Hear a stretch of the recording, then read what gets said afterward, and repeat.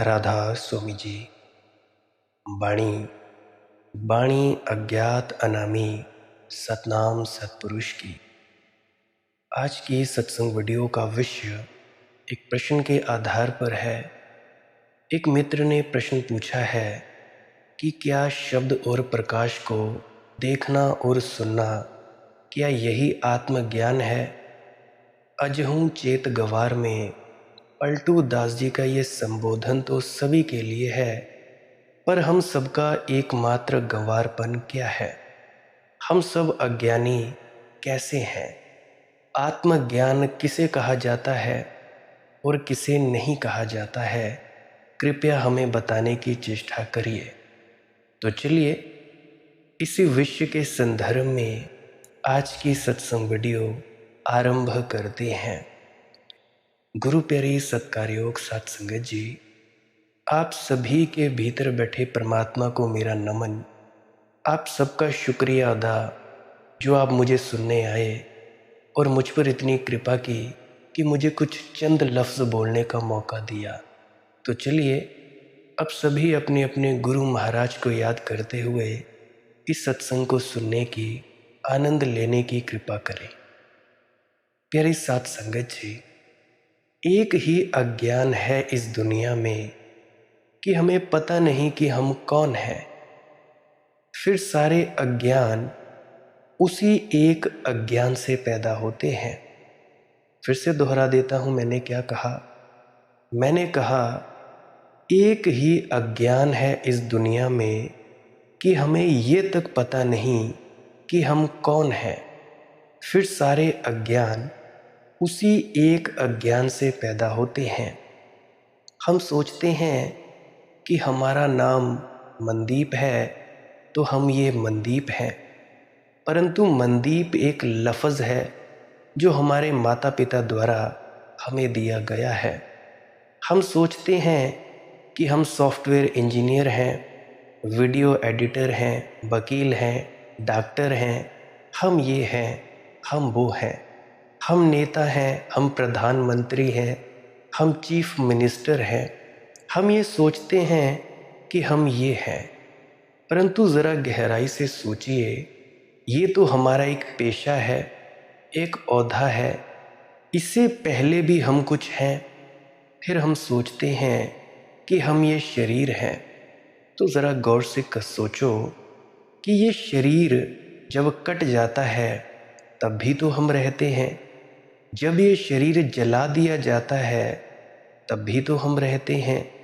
अगर डॉक्टर हमारे शरीर को इंजेक्शन लगा दे बेहोशी का, हमारा शरीर बेहोश हो जाता है, हम अचेतन पड़े रह जाते हैं और डॉक्टर अपना ऑपरेशन या अपना काम करता रहता है हमारे शरीर के ऊपर। तो इससे ये भी साबित होता है कि हम शरीर भी नहीं हैं। फिर हम सोचते हैं कि हमारे भीतर, हमारे मन में, हमारे दोनों आँखों के मध्य में जो हम सोच विचार करते हैं, जो हम तस्वीरें अपनी आँखों के सामने लाते हैं, किसी के प्रति कुछ भी सोच विचार करते हैं, हम ये हैं। परंतु एक बात ये भी सोचिए, जब आप सो जाते हैं, गहरी नींद में चले जाते हैं, जब सपना भी नहीं होता तब भी तो आप होते हैं।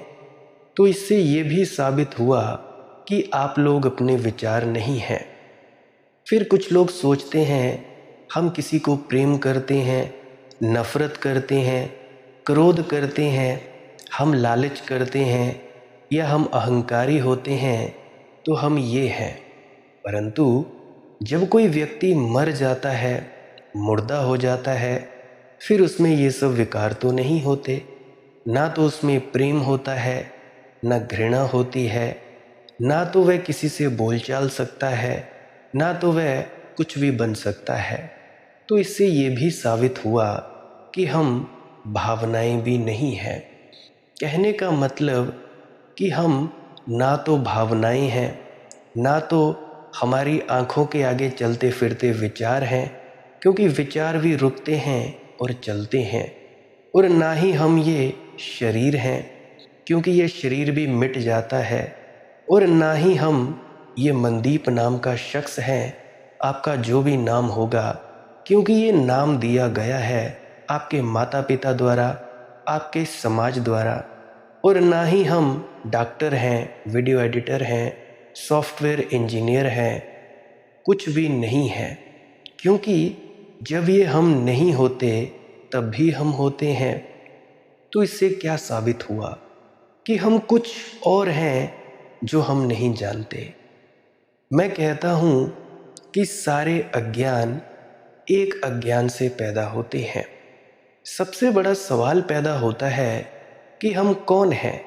अगर हम शरीर नहीं हैं, विचार नहीं हैं, भावनाएं नहीं हैं, ये मनदीप नाम का शख्स नहीं है, डॉक्टर इंजीनियर नहीं है, तो हम कौन हैं ये हम लोगों को नहीं पता। एक ही अज्ञान है ये कि हमें पता नहीं हम कौन हैं।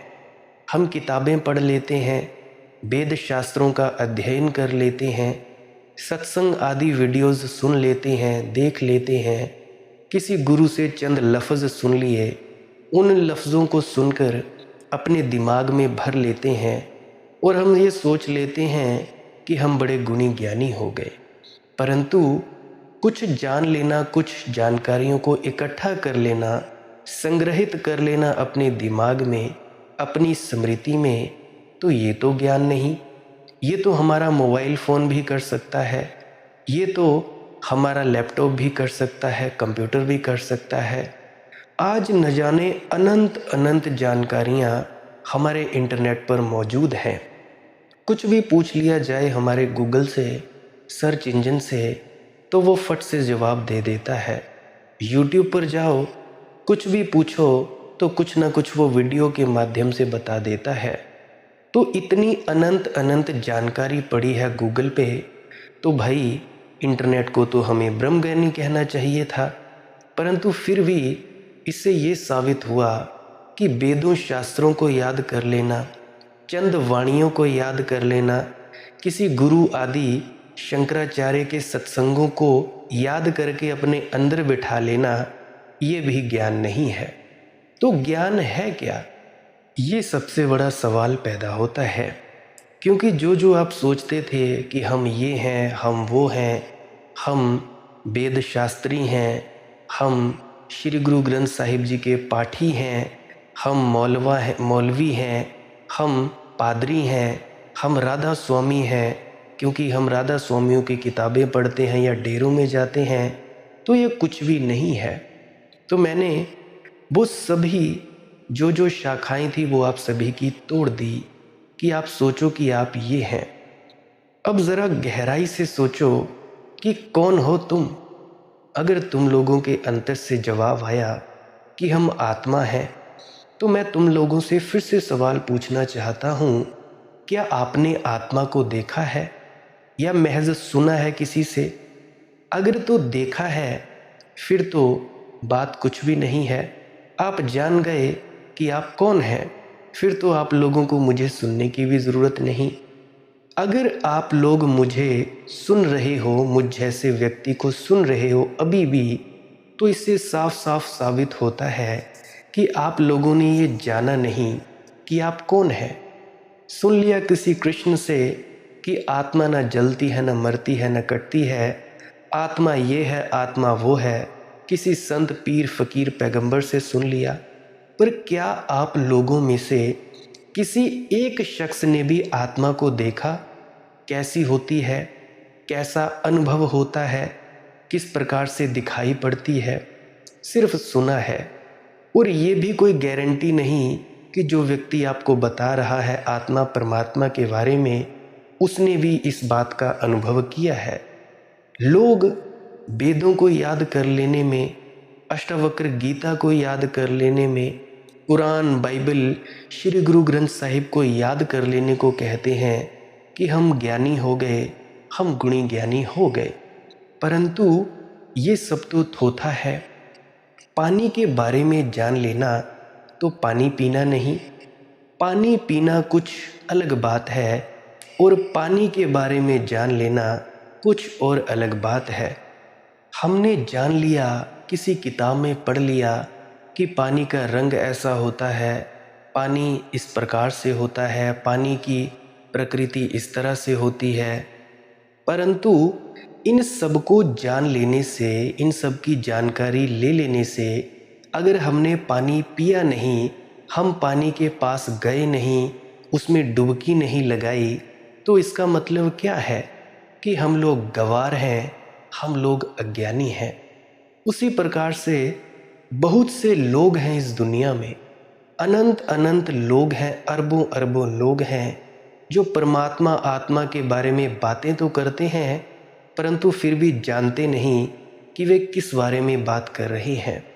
उन्हें कुछ पता नहीं।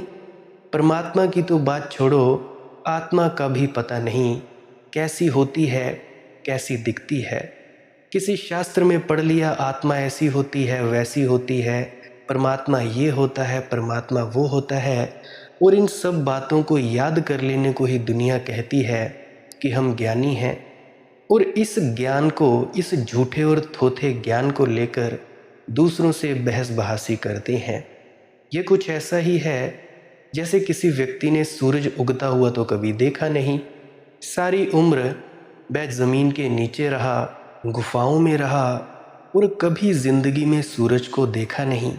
और कहीं कहीं से कुछ भी किताब मिल गई या किसी से सुन लिया कि सूरज ऐसा होता है, ऐसा होता है, और उसने सुनकर ये समझ लिया कि सूरज ऐसा ही होता है, और दूसरों से बहस बहासी करने लगे कि नहीं नहीं तुम गलत कह रहे हो, नहीं नहीं तुम सही कह रहे हो, तुम ऐसे तुम वैसे।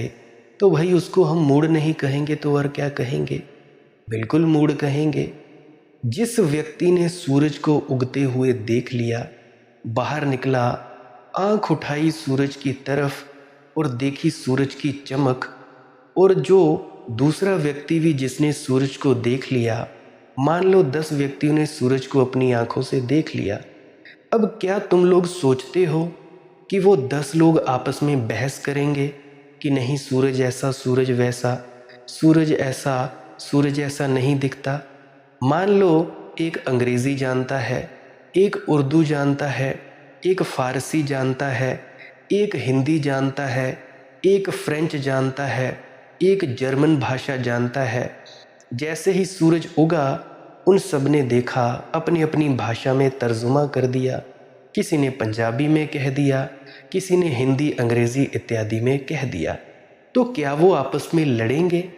नहीं लड़ेंगे, क्योंकि उन सब ने सूरज को प्रत्यक्ष आंखों से देख लिया। दोस्तों, मित्रों, परिजनों, मेरे प्यारे सज्जनों, उसी प्रकार से जिस व्यक्ति ने आत्मा का अनुभव कर लिया होता है, जिसको आत्मज्ञान हो गया होता है, वो कभी बहस नहीं करता, दूसरे व्यक्ति से बहस कर ही नहीं सकता, क्योंकि वो फालतू के झंझटों में पड़ता नहीं। उसे किसी को साबित नहीं करना होता। कोई पूछ ले कि तुमने ऐसा क्यों कहा, वह कहता है बस है। उपनिषद के ऋषि कहता है ब्रह्म है, ब्रह्म सत्यम जगत मिथ्या। तर्क वितर्क नहीं करते कि क्यों नहीं है, क्यों है। उसी प्रकार से जिस व्यक्ति ने आत्म अनुभूति कर ली होती है, वह फालतू की बहस बहासियों में नहीं पड़ता। फिर भी अब एक और सवाल पैदा होता है, तो आत्मज्ञानी व्यक्ति बोलता क्यों है? क्या कारण है उसके बोलने का? किस लिए पलटू दास जी जैसे संत बोलते हैं? वो बोलते इसीलिए हैं ताकि तुम लोग बाद में ये लांछन न लगा दो कि पलटू दास ने तो जान लिया था, हमें नहीं बताया, हमें नहीं चेताया, हमें कुछ भी नहीं उस अज्ञात के बारे में बताया। तो भाई, एक ज्ञानी व्यक्ति आपको बस चेताने के लिए बोलता है, आपके वहमों भ्रमों को दूर करने के लिए बोलता है। सबसे पहले तो वो कहता है कि भैया आप लोग इस थोथे ज्ञान को छोड़ दो, किताबों विताबों को पढ़ने का कोई फ़ायदा नहीं है, क्योंकि किताबों की बातें याद कर लेने से क्या फ़ायदा जब जिंदा किताब, जिंदा सद्गुरु तुम्हारे सामने बैठा हो, बोल रहा हो। तो क्या ज़रूरत पड़ी है किताबों की? क्या ज़रूरत पड़ी है पुरानी लिपियों की, वेदों शास्त्रों की? एक जिंदा वेद, एक जिंदा उपनिषद, जिंदा कुरान, बाइबल, भगवत गीता सामने बोल रही है, तो भैया क्या ज़रूरत है किताबों की। मुझे एक बात का जवाब दो आप सारे, कि जब श्री कृष्ण ने श्रीमद् भगवत गीता बोली, उसके श्लोक बोले, तो श्री कृष्ण ने कौन सी गीता पढ़ी होगी। मुझे नहीं लगता कि उन्होंने कोई गीता पढ़ी होगी। उनके अंदर से पैदा हुई श्रीमद् भगवत गीता, और मोहम्मद के अंदर से कुरान पैदा हुई। और ये जो श्री गुरु ग्रंथ साहिब जी है, ये अन्य अन्य संतों की वाणियों का एक संग्रह है। पहले तो 10 गुरुओं का संग्रह है, श्री गुरु नानक देव जी से लेकर श्री गुरु गोविंद सिंह जी तक, और उसके बाद अनेक अनेक संतों की वाणी इसमें दर्ज है। और जब ये संग्रहित हो गई तो उसको हमने कह दिया श्री गुरु ग्रंथ साहिब। उसी प्रकार से मैं क्या कहना चाहता हूँ, मैं ये कहना चाहता हूँ, एक ही अज्ञान है इस दुनिया में कि हमें पता नहीं हम कौन है। हम ये जान लेते हैं कि वृक्ष क्या है, आकाश क्या है, वृक्ष क्या खाते हैं, क्या पीते हैं, आकाश कैसा दिखता है। हालांकि ये भी तुम लोग पूरी तरह से नहीं बता सकते कि वृक्ष वृक्ष जैसा क्यों है, हवा हवा जैसी क्यों है, फूल फूल जैसे क्यों है, पत्थर पत्थर जैसा क्यों है। तो भैया तुम लोग सभी गवार हो। एक ही बीज है, फिर तो वृक्ष बड़ा हो जाता है, फिर तो बहुत शाखाएं प्रशाखाएं हो जाती हैं, बहुत फूल पत्ते लगते, फल लगते, और फिर एक बीज में बहुत बीज भी लगते हैं। वनस्पति शास्त्री कहते हैं एक छोटा सा बीज सारी पृथ्वी को हरियाली से भर देने में समर्थ है। और एक छोटे से बीज, छोटे से अज्ञान के बीज ने मनुष्य को परिपूर्ण अंधकार से भर दिया है। इसीलिए तो ये सारी दुनिया में लड़ाई झगड़े हैं। इसीलिए तो ये हिंदू मुसलमान करके, सिख ईसाई करके, राधा स्वामी गैर राधा स्वामी करके, कबीर पंथी गैर कबीर पंथी करके, निरंकारी गैर निरंकारी करके तुम सबको लड़ाए जा रहे हैं और अपना उल्लू सीधा किए जा रहे हैं। ये अपनी अपनी संप्रदाय को बड़ा कह कहकर तुम लोगों का धन लूट रहे हैं। तुम लोगों का सबसे बड़ा धन है तुम्हारा समय, तुम लोगों का कीमती वक्त, ये सबसे बड़ा धन है जिनको ये लोग लूट रहे हैं।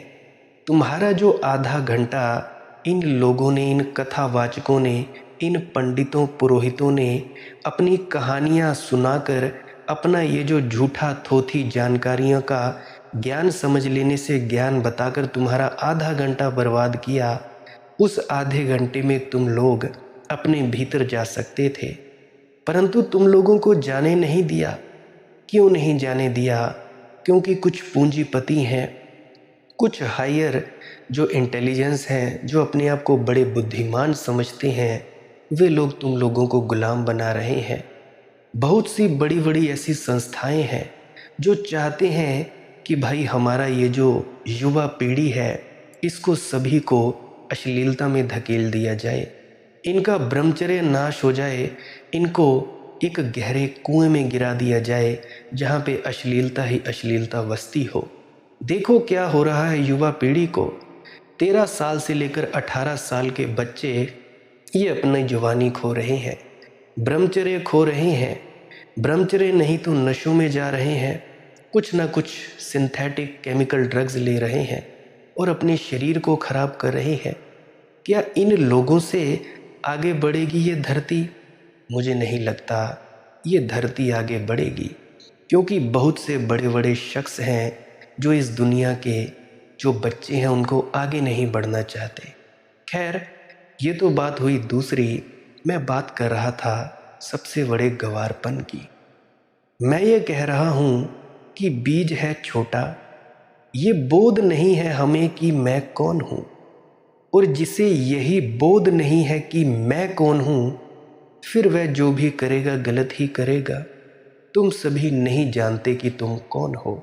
सुन रखा है कि आत्मा हो, परंतु फिर भी कभी देखा नहीं, कभी जाना नहीं कि तुम कौन हो। जहाँ भीतर का दिया ही ना जला हो, फिर तुम्हारे कृत्य के ठीक होने की कोई संभावना नहीं। और हम सब चेष्टा करते हैं कि कृत्य ठीक हो जाए, हमारा कर्म ठीक हो जाए। ये ऐसे ही है जैसे कोई अंधेरे में दिया तो ना जलाए और ठीक ठीक चलने का अभ्यास करे, ताकि अंधेरे में मैं बिना गिरे चल सकूं, बिना टकराए चल सकूं, दीवारों से सिर न फूटे, जब चाहिए तब दरवाज़ा मिल जाए। काश जिंदगी थिर होती तो ये संभव हो जाता। काश ऐसा होता कि तुम एक ही मकान में सदा रहते, एक ही कमरे में सदा रहते, तो धीरे धीरे अभ्यास हो जाता। धीरे धीरे तुम जानने लगते बिना दिए के जलाए दरवाज़ा कहाँ है, दीवारें कहाँ हैं। जानने लगते टेबल कहाँ रखा है, कुर्सी कहाँ रखी है। जानने लगते किस दिशा में जाएं, किस दिशा में ना जाएं। तो दिए की भी ज़रूरत ना थी, लेकिन ज़िंदगी रोज़ बदल जाती है। ये बड़ी अड़चन है। ये ज़िंदगी का मकान परिवर्तनशील है, बदलना ही ज़िंदगी का नाम है। यहाँ एक सेकंड को भी कुछ स्थिर नहीं है। यहाँ सब धारा है, यहाँ सब बह रहा है, यहाँ सब बदल रहा है। इसीलिए कल तुमने जो तय किया था वह आज काम नहीं आता। आज जो तुम अनुभव करोगे वह कल काम में नहीं आएगा। दिया तो जलाना ही होगा। और ये जो बदलती दुनिया है, क्षण क्षण बदलने को हम कह देते हैं काल। ये दुनिया काल की नगरी है। देखो, काल कोई व्यक्ति नहीं है, ना कोई देव पुरुष है। काल हम कहते हैं बदलने को। भूतकाल, भविष्यकाल, वर्तमान काल। काल कहा गया है महाकाल, साधारण काल, भूत, भविष्य, वर्तमान। तो काल का मतलब क्या है? वक्त, समय। ये दुनिया है थिरकन की दुनिया, कुछ भी थिर नहीं है।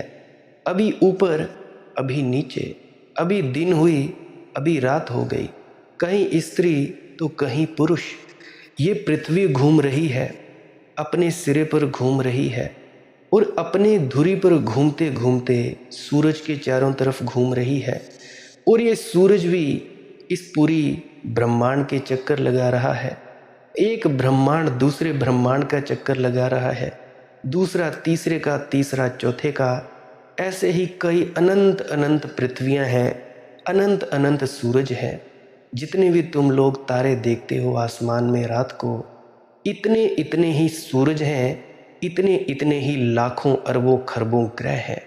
लख आगासा आगास, लख पाताला पाताल। गुरु नानक देव जी की वाणी है। तो भाई, इस दुनिया में कुछ भी थिर नहीं है। अभी तुम्हारा मन कुछ खाने को किया, थोड़ी देर बाद तुम्हारा मन कुछ खाने को करता है। तो इससे ये साबित हुआ, जब तक तुम लोग थिर नहीं हो तब तक तुम लोगों में शांति नहीं हो सकती।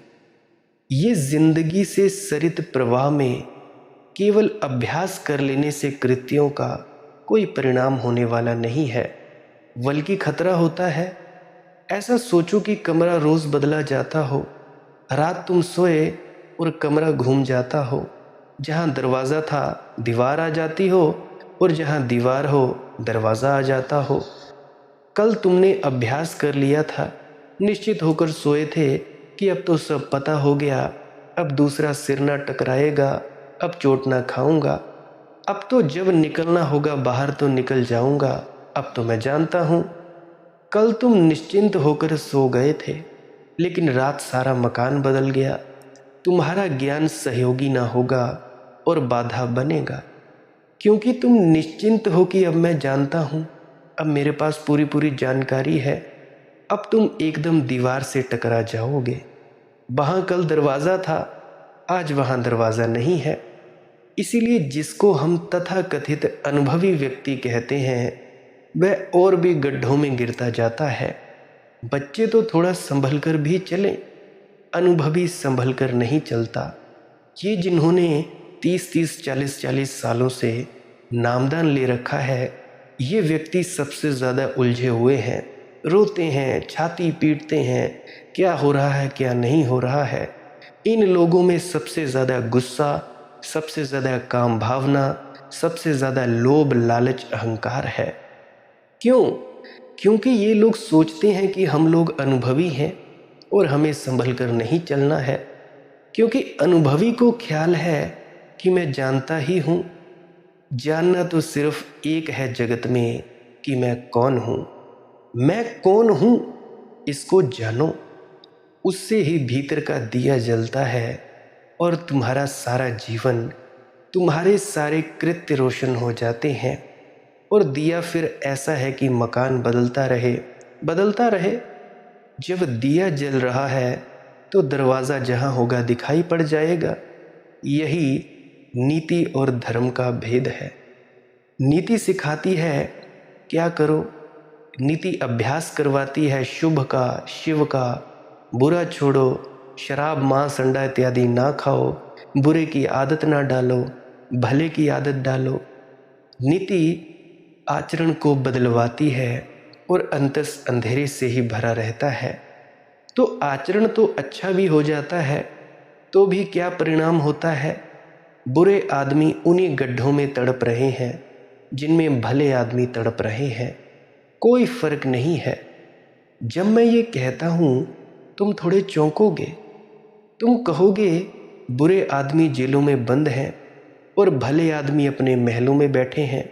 फर्क क्यों नहीं है? ऊपर से ज़रूर फर्क है।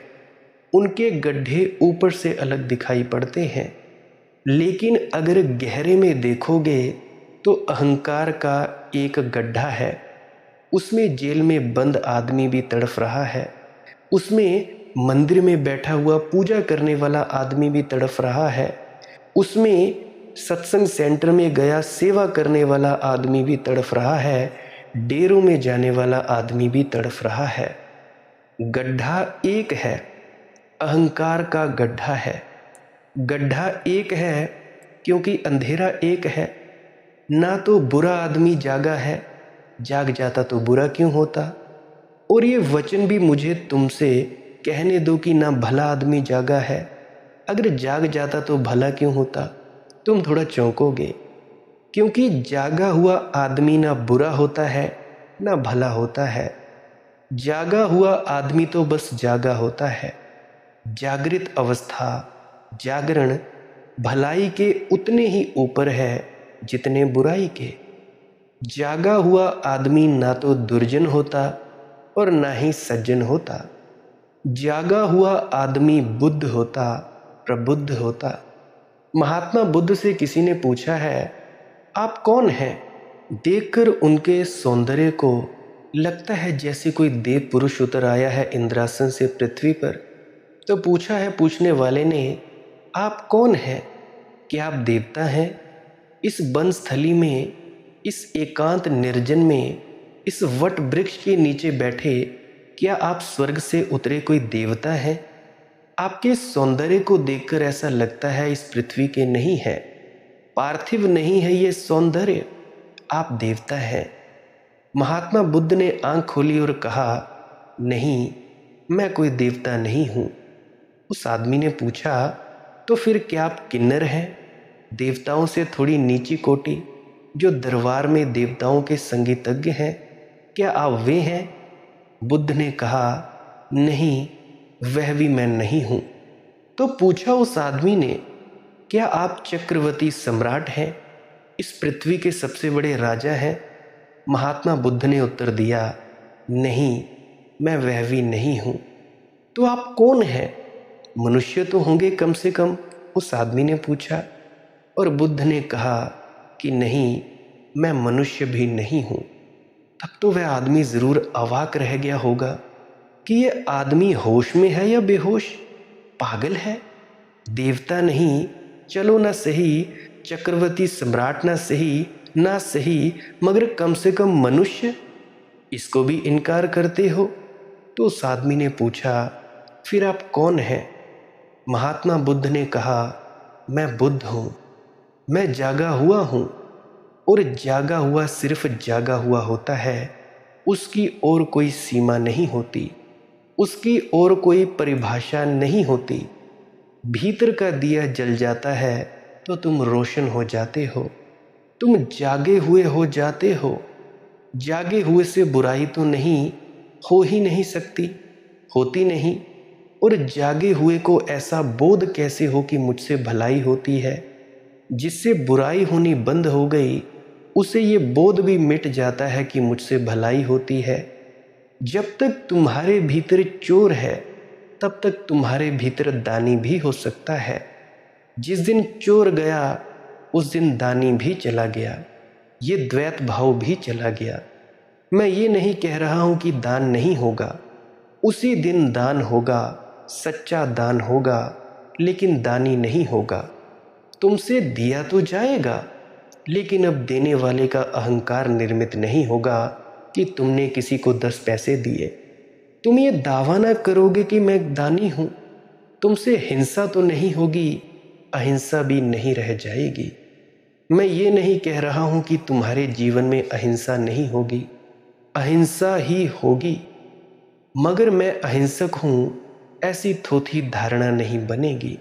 अहिंसा परमो धर्मा, महात्मा गांधी की तरह थोथी धारणा नहीं बनेगी। जिस दिन बीमारी चली जाती है, उसी दिन स्वास्थ्य का भी विस्मरण हो जाता है। तुमने देखा या नहीं, सोचा या नहीं, सर में दर्द होता है तो सर की याद आती है। जब सिर में दर्द नहीं रह जाता, तो सिर की कौन याद करता है? तुम जगत में ऐसा शोरगुल थोड़ी मचाते फिरते हो कि आज मेरे सिर में दर्द नहीं है, कि आज मेरा सिर बिना दर्द के है। तो लोग हंसेंगे तुम पर, लोग कहेंगे तो ज़रूर दर्द है, अन्यथा कौन बात करता है सिर की। जब दर्द चला गया तो सिर भी चला गया। दर्द में ही बोध होता है, दर्द में ही चोट लगती है, दर्द में ही कांटा गड़ता है। जब बीमारी नहीं रह जाती तो स्वस्थ भी नहीं रह जाता। तुम देखो, स्वस्थ की चर्चा बीमार लोग ही करते हैं। अस्पतालों में जाकर देखो, जो आदमी जितने स्वस्थ की चर्चा करे, समझना उतना ही बीमार है। बीमार आदमी प्राकृतिक चिकित्सा की किताब पढ़ते हैं और स्वास्थ्य के संबंध में बड़े जानकार हो जाते हैं। बीमार आदमी स्वास्थ्य की खोज में ही लगे रहते हैं कि स्वास्थ्य क्या है, कैसे बनाना, कैसे नहीं बनाना, स्वास्थ्य का अर्थ क्या है। स्वास्थ्य नहीं है, इसीलिए स्वास्थ्य क्या है, इसकी खोज है। बीमारी ना हो तो बीमारी की छाया, वह जो स्वास्थ्य का विचार था वह भी खो जाएगा। परम स्वस्थ आदमी का लक्षण होता है कि उसे अपने शरीर का पता ही नहीं होता। विदेह अवस्था है परम स्वस्थ। उसे पता ही नहीं होता कि मैं शरीर हूं, कि शरीर है। तुम्हें पता है पैर का? जब तक पैर सो नहीं गया होता, तब तक पता ही नहीं होता। जब पैर सो जाएगा और झुनझुनी चढ़ेगी, तब पता चलेगा। पैर में कांटा लगेगा तो पैर का पता चलेगा। सिर में दर्द होगा तो सिर का पता चलेगा। संस्कृत में दुख और ज्ञान के लिए एक ही शब्द है और वह है वेदना। वेद का अर्थ ज्ञान होता है, विद का अर्थ जानने वाला होता है। बड़ा अनूठा शब्द है वेदना। दुनिया की किसी भाषा में ऐसा शब्द नहीं है। संस्कृत के पास कुछ शब्द हैं जो दुनिया की किसी भाषा में नहीं है, हो ही नहीं सकते, क्योंकि जिन्होंने वे शब्द निर्मित किए, उन्होंने बड़ी अनुभूति से उन्हें रचा है। वेदना का अर्थ होता है जानना, और वेदना का अर्थ ये भी होता है दुख। जब दुख होता तभी ज्ञान बनता है, दुख का ही ज्ञान होता है। इसीलिए वेदना के दो अर्थ हैं, बड़े अलग अलग अर्थ हैं, दोनों में कोई संबंध नहीं दिखाई पड़ता, कहाँ ज्ञान और कहाँ दुख। लेकिन दुख के अतिरिक्त कोई ज्ञान ही नहीं है। जब दुख चला गया तो ज्ञान भी चला गया। तब एक परम शांति, एक निर्मल शांति, जहाँ ना दुर्जन है ना सज्जन, ना पापी है ना पुण्यात्मा, ना नास्तिक है ना आस्तिक। हिंसा गई, अहिंसा गई, नीति गई, अनीति गई, झूठ गया, सच भी गया। वे द्वंद्व गए, निर्द्वंद्व हुए। इस निर्द्वंद्व दशा का नाम है धर्म। नीति द्वंद्व में चुनाव करवाती है, कहती है हिंसा छोड़ो, अहिंसा करो। झूठ छोड़ो, सच को पकड़ो। चोरी ना करो, दान करो। घृणा ना करो, प्रेम करो। नीति कृत्य सिखाती है, ठीक ठीक कृत्य सिखाती है। धर्म धर्म कृत्य की बात ही नहीं है। धर्म को आचरण से कुछ लेना देना नहीं है। धर्म अपूर्व क्रांति है। धर्म कहता है सिर्फ भीतर का दिया जले, फिर सब हो जाएगा। अपने से हो जाएगा, अपने से ही हो जाता है। फिर तुम्हें कुछ करना ही नहीं पड़ता। इसीलिए परम ज्ञानियों ने तुम्हें जीवन और आचरण के नियम नहीं दिए। उन्होंने तो सिर्फ कैसे भीतर का दिया जल जाए इसकी प्रक्रिया दी। प्रक्रिया का नाम ही ध्यान है। तुम लोग पूछते हो कि भाई हमारा गवारपन क्या है? क्यों कहते हैं पलटू साहिब अजहूं चेत गवार कि अव जाग? अब चेत शब्द को समझो। चेत का अर्थ जागना भी होता है। चेत का अर्थ चेतना भी होता है। चेत का अर्थ होता है सावधान। खूब सो लिए, आंख खोलो, जागो। काफी सो लिए, अब तक सोए ही रहे। कभी बुराई में सोए, कभी भलाई में सोए। ऐसे समझो कि रात तुम सपना देखते हो। कभी सपना देखते हो कि साधु हो गए, हाथ में कमंडलू लिए भिक्षा मांगने निकले हो। और कभी सपना देखते हो कि हत्यारे हो गए, चोर हो गए और डाका डालने निकले। नैतिक व्यक्ति कहेगा अच्छा सपना देखो, साधु बनो, चोर ना बनो, असाधु ना बनो। धार्मिक आदमी कहेगा सपने सब सपने हैं, चाहे तुम चोर बनो सपने में और चाहे तुम साधु संत सन्यासी बनो, क्या फर्क पड़ता है? सुबह जाकर पता चलेगा दोनों झूठ थे। इसीलिए धार्मिक व्यक्ति कहता है अब जागो। सपने कब तक बदलते रहोगे? ऐसे ही हम सपने बदलते रहते हैं। एक सपने से थक जाते हैं तो विपरीत सपना देखने लगते हैं। रोज हो रहा है ऐसा। जब तक मन की इस अवस्था को ठीक तुम ख्याल में ना लोगे, जागोगे नहीं। एक आदमी बहुत भोजन करता है तो ऊब जाता है, फिर भोजन से कष्ट होने लगता है, सुख तो मिलता नहीं। बहुत करने से कष्ट होने लगता है। जब कष्ट होने लगता है तो उपवास की सोचने लगता है। अभी जैसा कि मेरी बुआ जी का छोटा लड़का कर रहा है, एक अति से दूसरी अति पर चला। जब कष्ट बहुत होने लगा तो आदमी सोचता है उपवास कर लूं। और मेरे अनुभव में ऐसा आया कि भोजन कम करना ज़्यादा कठिन है, भोजन ना करना ज़्यादा आसान है। मैंने अनेक लोगों को देखा, उनसे अगर कहो कि थोड़ा सम्यक भोजन करो, इतना मत करो, आधा कर दो, वे कहते हैं ये बड़ा मुश्किल है। आप कहो तो बिल्कुल बंद कर दें। अति पर जाना मन को आसान है, मध्य में आना मन को कठिन है। निश्चिंत ही जब खूब दुख भोग लिया ज़्यादा भोजन करके, पेट में दर्द है और सिर भारी है और दिन में आलस्य छाया रहता है और प्रतिभा में निखार नहीं रह गया, सब धुंधला धुंधला हो गया, अंधेरा अंधेरा और शरीर बेढब हुआ जाता है, शरीर सौंदर्य खोए देता है और जिंदगी एक बोझ रूप मालूम होने लगी, तो तुम जल्दी से उपवास का सोचने लगते हो। चले उर्ली कांचन, उपवास कर लें और तुम्हें उपवास करने वाले मिल जाते हैं।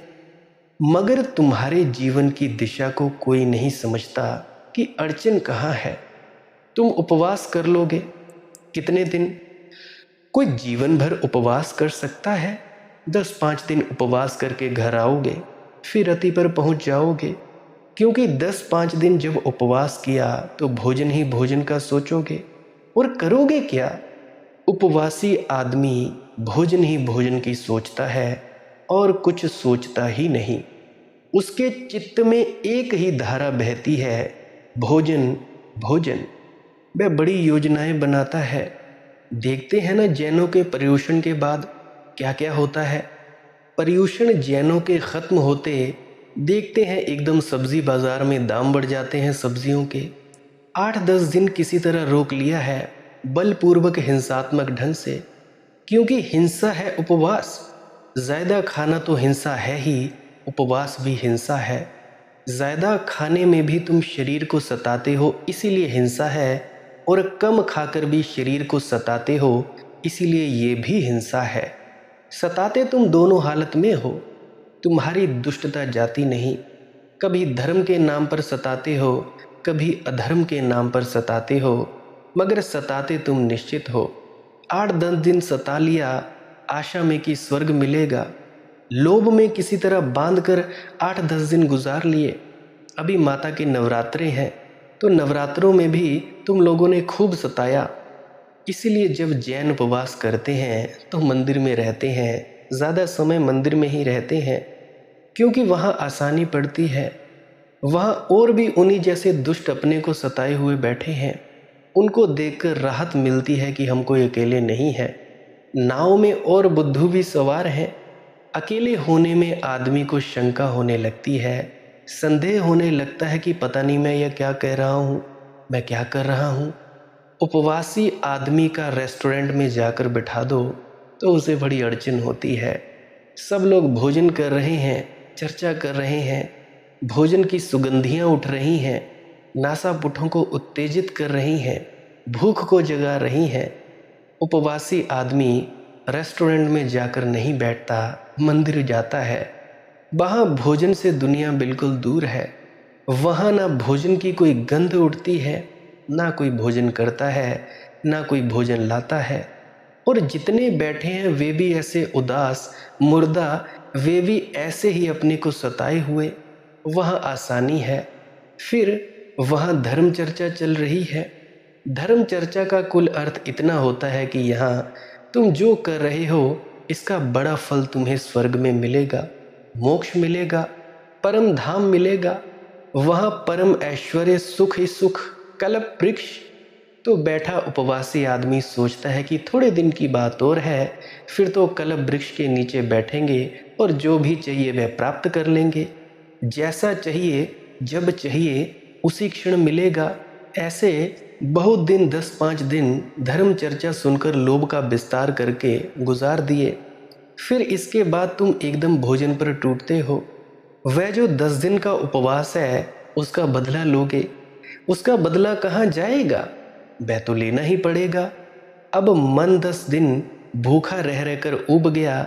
अब मन कहता है ठीक से खा लो, अब तो ठीक से खा लो, अब 2-4 दिन तो बिल्कुल स्वतंत्रता दे दो।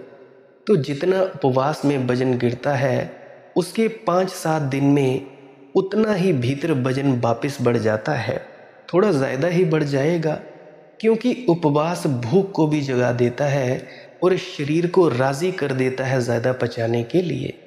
तो शरीर झपट्टा मार देता है, जल्दी पचाने लगता है, जल्दी खाने लगता है। पाचक रस जल्दी छूटते हैं, ज़्यादा छूटते हैं। तो तुम देखोगे उपवास में वजन गिर जाएगा। 2-4 दिन में वजन फिर उतना ही हो जाएगा। थोड़ा ज़्यादा भले हो जाए, कम तो नहीं होने वाला। फिर तुम सोचने लगोगे कुछ महीनों के बाद उपवास कर लें। ऐसा मनुष्य का द्वंद्व है। स्त्रियों के पीछे भागते भागते परेशान हो गए। एक दिन तय करते हो कि अब स्त्रियों को छोड़कर जंगल में भाग जाएं। ये स्त्री नरक का द्वार है, या पुरुषों के पीछे ज़्यादा सिर फोड़ा फाड़ी हो गई है। अब देख लिया संसार, कुछ रस नहीं पाया। अब सोचते हैं कि अब छोड़ छाड़ दें, इन सब से पीछे हट जाएं, अब हम ब्रह्म कुमारी बन जाएं। मगर एक अति से दूसरी अति, तो नीति तुम्हें एक अति से दूसरी अति पर ले जाती है। क्रांति नहीं हो पाती। अति से मुक्ति में क्रांति है, मध्य में खड़े हो जाने में क्रांति है, संतुलन में क्रांति है, बैलेंस बनाने में क्रांति है, समयकत्व क्रांति है। समयकत्व शब्द को समझो, उसका मतलब है समतुल, ठीक बीच में आ जाए।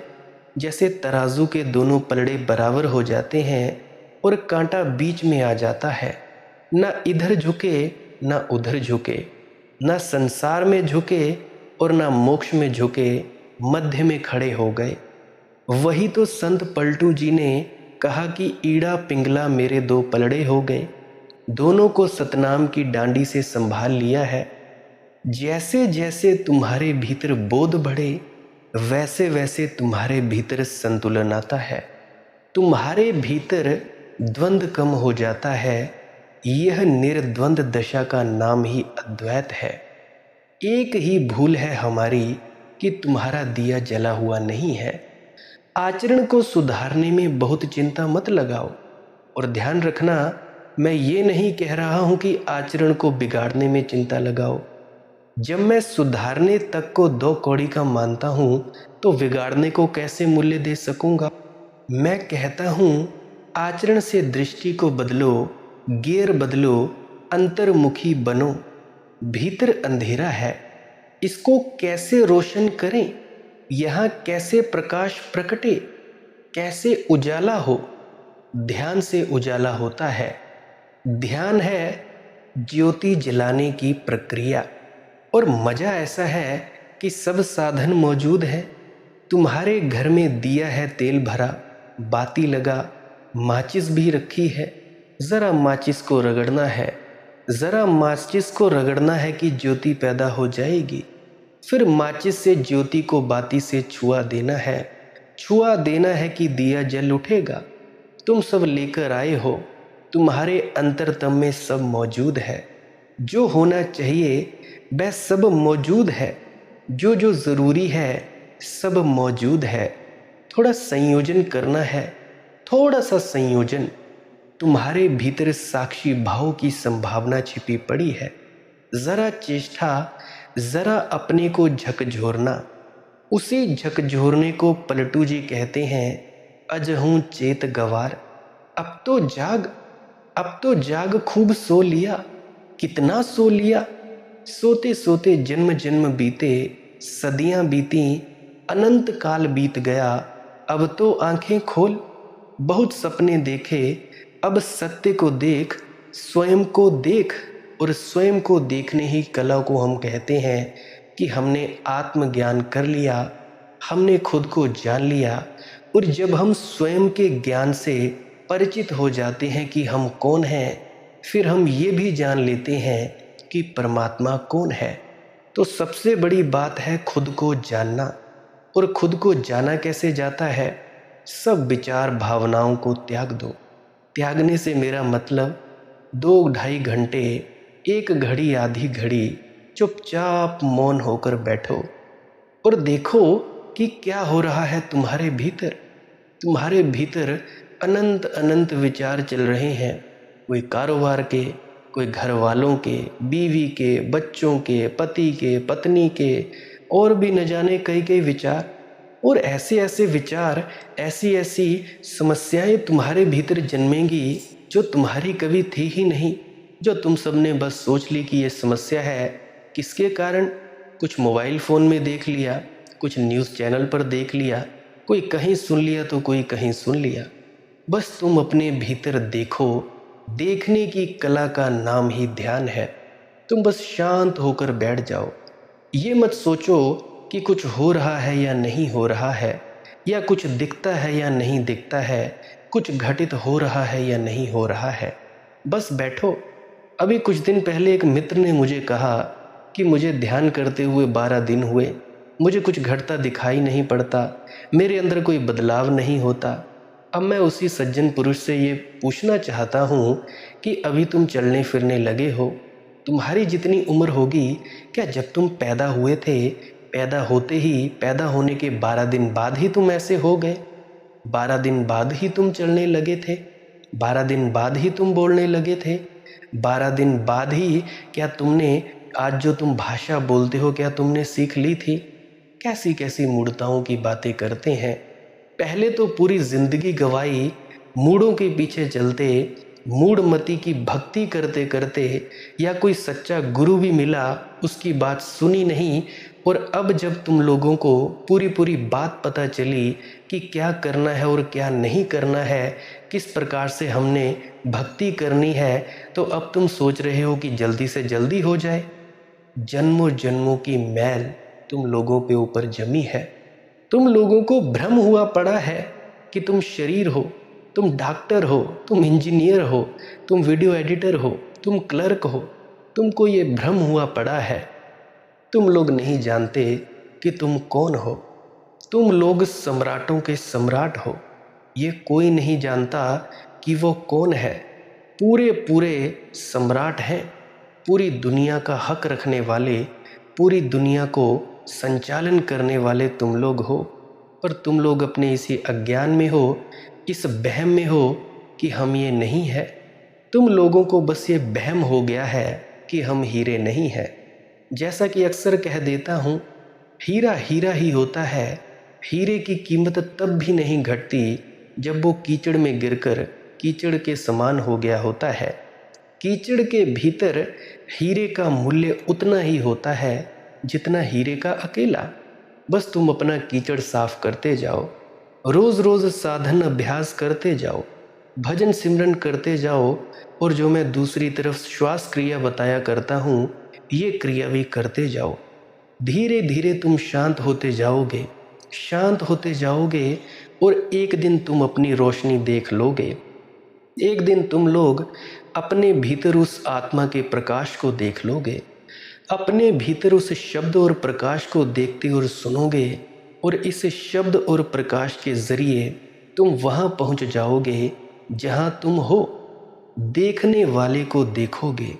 अभी जो तुम्हारे भीतर से देख रहा है, इस पूरी दुनिया में संचालन कर रहा है, तुम सोए होते हो तब भी तुम्हारे भीतर कोई देख रहा है कि तुम सो रहे हो। तुम सपना देखने लगते हो तो उस सपने को देखने वाला भी तो कोई है। तुम जागते हो, तुम जागते हुए जो जो कर्म करते हो, तब भी तो कोई है जो तुम्हारे भीतर देख रहा है। जो वो देख रहा है, उसको देख लेने को ही हम कहते हैं आत्मज्ञान। जो व्यक्ति इस प्रकाश और शब्द को देखता है, व्यक्ति कहना मेरी भूल हो गई, जो तत्व तुम्हारे भीतर इस अंधेरे को देखता है, तुम्हारे भीतर इन शब्दों के 5 नाम का सिमरन, 10 नाम का, 2 नाम का, 3 नाम का सिमरन, या तुम्हारे शरीर को ध्यान करते हुए देखता है, वो शख्स, वो तत्व तुम हो। प्रकाश रूप में होते हुए भी जो तुम्हारे भीतर इस शब्द की ध्वनि को सुनता है और प्रकाश को देखता है, वो तुम हो। धीरे धीरे जैसे जैसे तुम अपने भीतर डूबते जाओगे, तुम अपने आप को ही देखोगे। तुम अपने आप को ही देखोगे कि तुम कौन हो। देखो, दूसरे की उपस्थिति के बिना तुम लोग अपनी शक्ल नहीं देख पाते हो। अब तुम लोगों ने अपनी शक्ल देखनी हो कैसी है, अपने सिर बाल अपने बनाने हो या कुछ भी करना हो, तो तुम लोगों को शीशे की ज़रूरत पड़ती है। तो ये मनुष्य शरीर एक शीशे के समान है। इस शीशे की मदद से ही तुम लोग ये जान पाओगे कि तुम कौन हो। जब तुम ये जान लोगे कि तुम कौन हो, जो बोध कर रहा है उसका बोध हो जाए, जिसको ज्ञान हो रहा है उसका ज्ञान हो जाए। यानी जो तत्व तुम लोगों के भीतर से मेरे वचनों को सुन रहा है कानों के जरिए, वो तत्व तुम हो, वो हो तुम। तुम ना तो शरीर हो, ना विचार हो, ना भावनाएं हो, ना डॉक्टर, ना इंजीनियर, ना वीडियो एडिटर इत्यादि। ना तुम ये मनदीप नाम का शख्स हो, राम श्याम स्नेहा इत्यादि। ना तुम ये शख्स हो। तुम हो वो जो तुम्हारे भीतर बैठा तत्व है, तुम्हारे आत्म स्वरूप में बैठा है, तुम्हारे शरीर के अंदर विद्यमान है और तुम्हारी आंखों के जरिए बाहर संसार को अनुभव कर रहा है, देख रहा है, सुन रहा है। तुम वो तत्व हो। उसी तत्व को जान लेना ही आत्मज्ञान कहते हैं। अपना ज्ञान हो जाने को ही सच्चा ज्ञान कहा जाता है। और जिस शख्स को अपना ज्ञान नहीं हुआ कि वह कौन है, क्या है, क्यों है, कहाँ से आया है, कहाँ जाना है, उस ज्ञान के अलावा बाकी सब ज्ञान थोथे हैं, अधूरे हैं। चाहे लाखों तुमने वेद शास्त्र किताबें पढ़ ली, लाखों सत्संग सुन लिए, अपने दिमाग में इकट्ठे कर लिए, अगर तुम लोगों को ये पता नहीं चला कि तुम कौन हो असलियत में, तुम्हारे भीतर बैठा वो तत्व, उसको तुमने नहीं जाना, तो तुम लोग अज्ञानी हो, तुम लोग गंवार के गंवार हो। इसीलिए रोज साधन और अभ्यास किया करो। अपने मैंपने को छोड़कर वहां प्रवेश कर जाओ जहां तुम्हारा अपना आपा है, जहां तुम्हारा अपना होना है। बहुत से व्यक्ति हैं जो भी मेरी बात को समझ पा रहे होंगे, बहुत से ऐसे भी व्यक्ति हैं जो मेरी बात को समझ नहीं पा रहे होंगे। तो जो समझ पा रहे हैं उनको तो मुबारक है, जो नहीं समझ पा रहे हैं उनको और भी ज़्यादा मुबारक। वे सिर्फ मेरी वाणी का आनंद लें, बस सुनते जाएं और मस्त हो जाएं। कभी ना कभी तुम वहाँ पहुँच जाओगे जहाँ तुम हो। अभी तुम मेरी वीडियो को सुन रहे हो, अब ये जो शख्सियत सुन रही है तुम्हारे कानों के ज़रिए मेरे वचन, वहाँ तक पहुँचना है। अब ज़रा एक और उदाहरण के ज़रिए मैं समझाने की चेष्टा करता हूँ। गौर करो, ज़रा सोचो, तुम लोग हिमाचल में बैठे हो और तुमने अपना मैसेज छोड़ा अपनी बाजू लंबी की चंडीगढ़ तक। अब चंडीगढ़ में जो हाथ तुम्हारा महसूस कर रहा है, अब तुमने वापस अपने हाथ को वहाँ ले जाना है हिमाचल में। तुम अपने भीतर बैठे हो, इस शरीर के भीतर, इस शरीर के भीतर विद्यमान हो और तुम्हारे बाहर मन है, तुम्हारा शरीर है। तुमने वापस ही अपने स्रोत तक लौट जाना है जहां तुम हो, अपने केंद्र पर लौट आना है। तुमने बाजुएं फैला रखी हैं, हिमाचल से चंडीगढ़ में, दिल्ली में, चाइना में, जापान में, ऑस्ट्रेलिया में, कनाडा में। अपनी बाजुओं को समेट लो और अपने केंद्र तक पहुंच जाओ हिमाचल में। उस व्यक्ति को, उस शख्सियत को पहचानना है जो तुम्हारे भीतर से मेरे वचनों को सुन रही है।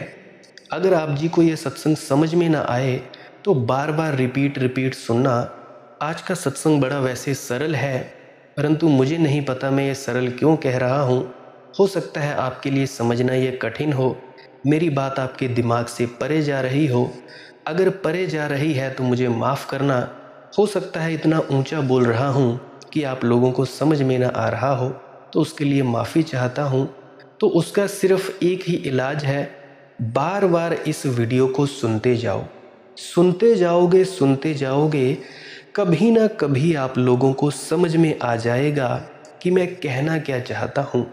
वहाँ पहुँच जाओ जहाँ तुम हो और तुमने अपने भीतर ही उतरकर अपने ही स्वरूप को देखना है, अपने ही आत्म स्वरूप को देखना है, अपनी ही आत्मा को देखना है, अपने ही भीतर परम तत्व को देखना है जो तुम हो, जो तुम्हारे भीतर बैठा विद्यमान है। उसको कहा जाता है आत्मज्ञान। तो भाई भजन सिमरन रोज़ किया करो। भजन सिमरन क्या है? सिमरन है कुछ शब्दों का जाप करना जो आप लोगों को आपके अपने अपने सद्गुरुओं द्वारा दिए जाते हैं। कोई राधा स्वामी जपता है, कोई राम राम जपता है, कोई वाहिगुरु वाहिगुरु जपता है, कोई सतनाम सतनाम जपता है, कोई 5 नाम, कोई 10 नाम, कोई नाम। इन सब शब्दों के जपने से मन एकाग्र हो जाता है, कंडेंस हो जाता है, एकाग्रचित हो जाता है। अब हम इस मन की एकाग्रता का फ़ायदा उठाते हैं दूसरे कदम में। कुछ देर बाद आधा पौना घंटा तुम लोगों ने सिमरन किया, इन शब्दों का जाप किया या अपने सद्गुरु की शक्ल का ध्यान किया। सद्गुरु की शक्ल का ध्यान करने से आप लोगों में उसकी रेडिएशन के माध्यम से आपके अंदर बदलाव होते हैं, आपके अंदर बहुत सारी अच्छी अच्छी चीज़ें होती हैं, गुणधर्म आ जाते हैं, जिन भी आप सद्गुरु का ध्यान या कभी कभी याद करते हो। तो दूसरा कदम क्या है? पहले कदम में आप लोगों ने अपने मन को एकाग्रचित किया। अब दूसरे कदम पे सिमरन के शब्दों का जाप बंद कर देना है, कोई भी शक्ल को याद नहीं करना है। सिर्फ इस अपने भीतर ये जो तुम्हारी शब्द धुन सुन रही है, तुम्हारे भीतर ये प्रकाश दिख रहा है, इसको देखना है और इस धुन को सुनते जाना है। और इस धुन को सुनते सुनते, प्रकाश को देखते देखते वहाँ पहुँच जाना है जहाँ तुम खुद विद्यमान हो। तो ये बड़ी आसान सी प्रक्रिया है। मुझे लगता है कि आसान ही होगी, आसान ही है। आप लोग करोगे तो आसान हो जाएगी, नहीं करोगे फिर तो मुश्किल ही मुश्किल है। तुम लोग बहानेबाजियाँ करोगे। तो मैं क्या कह रहा था, पहले जप करना है, काहे के लिए, ताकि तुम लोग एकाग्रचित हो जाओ। दूसरे कदम पर एकाग्रता का इस्तेमाल करना है इस शब्द धुन को सुनने के लिए, इस प्रकाश को देखने के लिए। इस शब्द धुन और प्रकाश को देखते और सुनते वहां पहुंच जाओ जहां तुम विद्यमान हो। ये है सिमरन और भजन की सरल सी प्रक्रिया। उसके बाद एक और प्रक्रिया बताया करता हूँ, श्वास क्रिया। इससे क्या होगा, इससे भी आपका शरीर सुन्न हो जाएगा। करना क्या होता है, नाक के द्वारा सांस लेना है और मुंह के द्वारा छोड़ना है। नाक के द्वारा सांस लिया, फेफड़ा भर जाए, पेट भर जाए, लंबा श्वास लेना है और मुंह से एकदम से छोड़ देना है। वैसे तो आप निरंतर सांस लेते हो दिन में, पर आप बड़ी छोटी छोटी सांसें लेते हो। 15 से 20 मिनट आपने कहीं पे बैठ जाना है, अंदर बैठें, बाहर बैठें, खेत पे बैठें, छत पे बैठें, बगीचे पे बैठें, जहाँ मर्जी बैठें, आपकी मौज है। वहाँ पे बैठकर आपने नाक से लंबा श्वास लेना है और मुंह से एकदम से छोड़ देना है। गौर करें, रसोई के पास बैठकर ना करें और किसी धूल वाले क्षेत्र के पास बैठकर ना करें, क्योंकि धूल मिट्टी जाएगी अंदर, शरीर खराब करेगी और रसोई का धुआं भी शरीर खराब करता है। तो रसोई के पास बैठकर भी ना किया जाए तो बेहतर है। कमरे में हो तो खिड़की वगैरह खोल लिए जाए, तो खिड़की खोल लोगे तो उससे बाहर की जो हवा है, शुद्ध हवा है, आपको आती रहेगी और आप शुद्ध हवा से परिपूर्ण अपने आप को भर लोगे। 15 से 20 मिनट इस प्रक्रिया को करते जाना। जैसे ही रुके, मान लो आपने 20 मिनट ये प्रक्रिया कर ली, नाक से सांस लिया, मुंह से छोड़ा, नाक से सांस लिया, मुंह से छोड़ा। 15 से 20 मिनट बाद रुके, चुपचाप मौन होकर बैठ जाना है। सोफे पर बैठो, कुर्सी पर बैठो, बेड पे बैठो, टांगे सीधी करो, चौकड़ी मारो, कोई फर्क नहीं पड़ता। ध्यान आपका अपने आप ही ऑटोमेटिकल ही दोनों आंखों के मध्य में चला जाएगा। दोनों आंखों के मध्य में चला जाएगा, उससे आपको प्रकाश भी दिखाई दे सकता है, शब्द धुन भी सुनाई दे सकती है। अगर ना सुनाई दे, दिखाई दे, तो चुपचाप बैठे रहना है, अंधेरे की तरफ ही, अंधेरे में ही देखते रहना है। कुछ देखने की कोशिश नहीं करनी है कि कुछ दिख जाए, अपनी चेष्टा से कल्पनाएं नहीं करनी है, विचार उठे उठने देना है, बस देखने वाले बनना है। बनना नहीं है, बस देखना ही है कि हो क्या रहा है आपके शरीर के साथ। शरीर कांपे, शरीर को कांपने देना है। मौत से डर लगे, लगने देना है, मरेगा कोई भी नहीं, शरीर कंपता ही है। रीढ़ की हड्डी में कुछ घूमता हुआ महसूस हो, गरम गरम महसूस हो, उसकी भी चिंता नहीं लेनी है। ये प्रक्रिया बड़ी ही सहज प्रक्रिया है। इससे आपका ध्यान एकदम से दोनों आंखों के मध्य में आ जाता है और आप लोगों का शरीर एकदम से सुन्न हो जाता है। 2-2, 3-3 मिनट या 5-5, 10-10 मिनट से करें, आपको बहुत ज़्यादा लाभ मिलेगा। जो बच्चे कंपटीशन की तैयारी कर रहे हैं, या उनकी याददाश्त कमज़ोर है, या वो पढ़ना लिखना अच्छे से नहीं कर पाते, कुछ उन्हें तकलीफ़ है, कोई भी दिमागी बीमारी है, तो वो बच्चे भी इस प्रक्रिया को कर सकती हैं।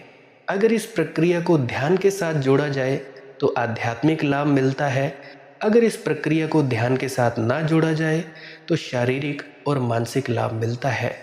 जो लोग डिप्रेशन से पीड़ित हैं, जिनको रात को नींद नहीं आती, वे लेट जाएं और लेटे लेटे ही लंबे लंबे श्वास लें, नाक से सांस ली जाए और मुंह से छोड़ी जाए। धीरे धीरे ऑक्सीजन आपके अंदर भर जाएगी और आपको बड़ी जल्दी नींद आ जाएगी। तो आप जी, कोई भी है जिनको दिमागी बीमारी है, कोई समस्या है, तो इससे वो छोटी मोटी समस्याएं दूर हो जाती हैं। इस प्रक्रिया को रोज़ करें। अब प्रक्रिया को करेगा कौन नहीं? प्रेग्नेंट लेडीज़ बिल्कुल ना करें।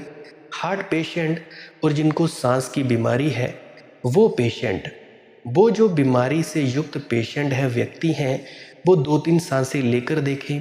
अगर दिल में दर्द हो या गले में कोई तकलीफ़ हो, फिर इस प्रक्रिया को कभी ना करें, छोड़ दें।